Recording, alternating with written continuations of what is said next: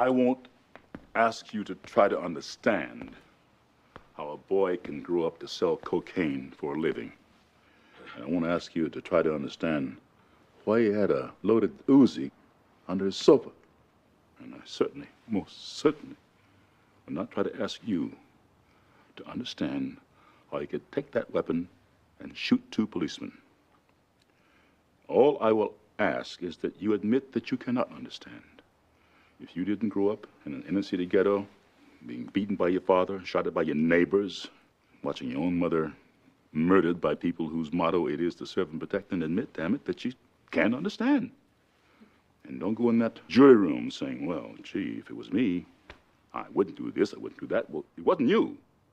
He didn't grow up with your socioeconomic background and with nurturing parents in a nice little town like this. It was his father. His father was the addict that turned him onto drugs and then systematically abused and molested him.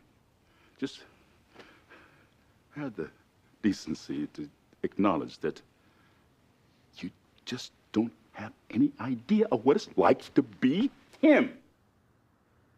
You heard the doctors tell you that because of his father's treatment, because he saw his mother killed by the police, he has no psychological basis whatsoever to even understand the concept of safety. The 2 institutions of protection that we all grew up with, the family, the police, to David Robinson, are deadly forces. I could bring in 100 more experts, and you still wouldn't have any idea ever of what it's like to be him.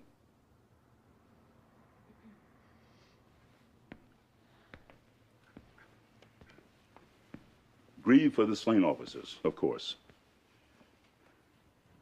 They were fine men. But if you're not grieving for David Robinson, at the same time, right here, then accept that as absolute proof that you just can't understand.